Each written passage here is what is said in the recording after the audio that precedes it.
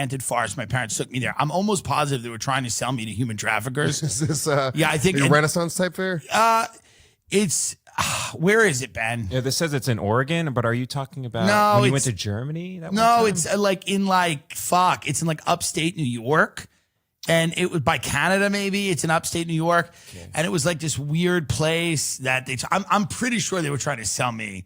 Enchanted Forest Water Safari? Yeah, Old Forge? Yeah, Old Forge, this place. Okay. The Enchanted Forest. It's like a water park. That's probably pretty cool, though. It's whatever. When you're a kid, it's it was fun. cool. They got this guy, Paul Bunyan. It was like one of those things where I think they thought it was going to be good. Yeah, like that's the other thing. But my dad, you know it sucks when like the coolest characters they have are like old. Yeah, it's like Humpty Dumpty. Like they couldn't afford. They couldn't get anybody better. Like Sesame Place. Yeah, no. And we'd do that. We went to Hershey Park. We went to Sesame Place. We went to my dad. When they got divorced, my dad took me to cool places because then it was like, okay, I don't have to deal with your mother. Yeah. Well, so that's what's going on now. Like and then it's nice, also, you know, here's what happens when you're a divorced dad. Because me and my son's mother, we co-parent, and I do a Father's Day trip with him every year. Yeah. And I just let him spin the globe. And that's right. Point at wherever he wants to go. Wherever he wants to go. Whoa. And look, he's stupid. He's 9. He's a child. So right. And he can't spin that much. I can fucking sort of goad him into. What if he spins a globe and he's like, I want to go to Sierra Leone. I want to go to the diamond mines. I want to find blood diamonds.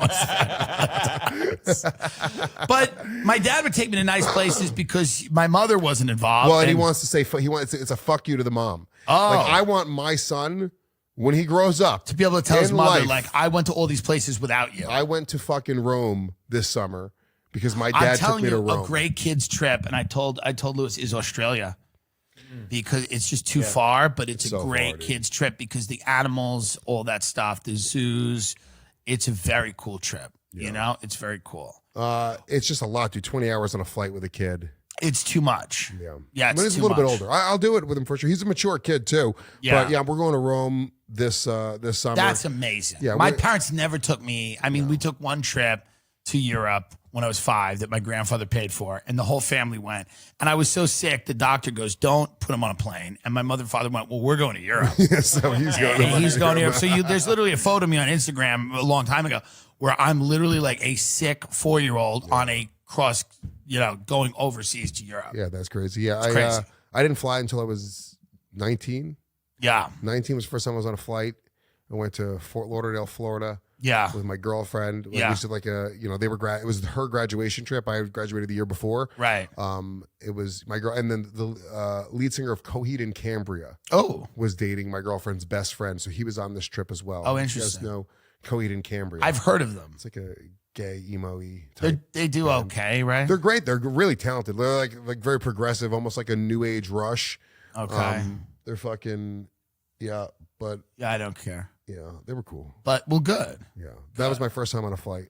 It's difficult right now with the, a lot of families are having a tough time taking their kids, places. Yeah. And that I think can be alleviated a little bit by trying to figure out, like, let's look up where you went. You went to a place. Okay, so people confuse Port Aransas and South Padre Island. South Padre is actually nice, and people give me a lot of shit for saying South Padre. No, it's not. First of all, it's not nice. I don't think it is. People giving you shit are animals. Shut the fuck up. Yeah, because this is South Padre There's Island. 9 nice places in the country. The Hamptons, Malibu, Beverly Hills, Palm Beach, Jackson Hole, Aspen. There's like 10 places that are fucking nice. And Florida. Parts of it. So the place I went, actually... Yeah. Port Aransas. Yeah, this shit's all everything you guys are naming is fancy as fuck to me. This, like, we seem to go on vacations. We didn't go to Six By the way, Flags. they're making this look better in the things. They do this all the time. They lighten the water. They make it look a certain type of blue, and then you get there and it's not that. Yeah. But that's what it is. And then that's what it ends up being. So that's what it is. That's what it is. Yeah. That's what it is. And then Ben would go there with his family. They'd stay in like a motel, and they'd eat like, what would you eat? Like imitation crab and stuff. Yeah, they would eat like fake crab. Yeah. And that's rough. Yeah, I never had it that bad. Like, other than my mother was a schizophrenic, and I had a very loveless family of people who hated each other. and I had the gay thing where you had to keep who you are secretive, and I was a drug addict, but we never were there. Tim, was Like, there thank anybody God. who found out you were gay before you came out, and you were like, dude, you got to fucking keep this under wraps? A few people I sucked off had suspicions. They were suspicious, but they didn't go. No. Yeah. I mean, there are people that thought so, but nobody like found out. Like to find out, you'd have to have like proof. Yeah. I didn't believe you were gay for like a year. Yeah. No, he's not gay. No, I mean, it's still very much people don't believe it, but it's only because they don't know people. Yeah. Like if you meet people, you meet gay people that are not like what you see on TV. Well, I think that's an act. Very often it's performative. Very Some often of it is, but some guys are just very effeminate, but then some guys take it to the next level. And Well, they lean into it. They go, lean into you know, it. there's a choice at one point. All black, like gangsters, if you're really black, you're leaning into it. Yeah. Like if you're real, you know what I mean? I watch people, like, you know, people that lean in. dude, I watch some of my black friends, and I watch them write like in Ebonics on like social media. Yeah. And I'm like, I know you have autocorrect. You have to go through so much trouble to write that way. Yeah. Why would you spend the time? It's so much more effort to fucking but write it's that identity. Yeah, it's an identity, and you lean But into it. And, what's interesting about you is you're a Puerto Rican white supremacist. You know, as it says in the press. I'm a truth teller. Right. But what's interesting about you is you and me bond in this way that that stuff's gross to us. When the identity politics gets like, we're not ashamed of who we are. We don't hide any of it. Yes, I pretend to have a wife, and yes, you tell people you're Italian.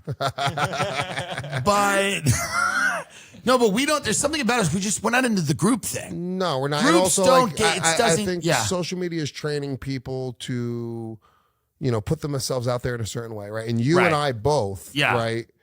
I think we recognize, number one, what's funnier, but what's better, what's more relatable, to sort of like really be much more real versions of ourselves. You get a very real version of me and a very real version of you on these shows, right? Right. I think, a lot of other people, they're very protected in what they do and how they present themselves. And in comedy, it's less so. I think comedy and podcasting, much less so. And I think you and I, much less so than a lot of our peers. Yeah, our peers that do it as well. So, that's just phoniness. You sort of see. I tweeted this Like the Mark other day. Normand is a black woman. It's you like would never know. Mark Like, Normand's that's you have no crazy. idea who he is. No, I don't know. Yeah. But I tweeted this the other day. You see people who on Instagram will respond to every comment, right? So somebody will write a comment and then they write heart face emoji, whatever. Thank you, love you.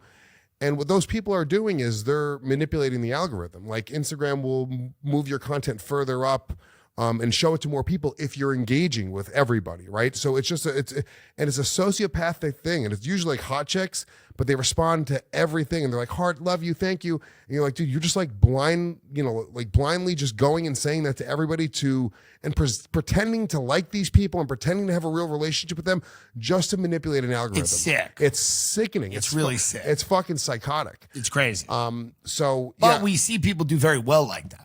No.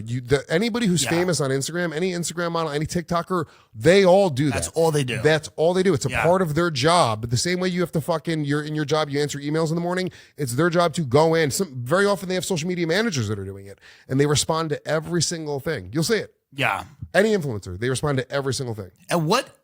And it just, again, I guess it just bolsters this idea that this community you're part of, you're an active member of it. Well, I think most people go, "Oh, they responded. This is great." Right. And they feel that thing, and that's why they're there almost, and then it's reciprocal. Yeah. And then they respond to, Exactly. Okay. But I don't know, dude. I respond to a lot of people on social media, but not everybody. Right. It's just not a fucking, like if somebody sends me a DM, if I'm traveling, you might get a response. Very often I'll respond occasionally. Yeah, dude, just to some random fucking person and be like, "Oh, thanks, dude, appreciate it." Yeah. But then, it bites you in the ass. I have a guy right now. I wish dude, I guess he DM'd me a while ago and I responded. Then he DM'd me again. I was like driving or something and I just saw it and I didn't say anything. It's fine, whatever. Yeah. And then he fucking DMs me again because I saw that with like middle fingers, like, "Oh, dude, I guess you're too cool for me now."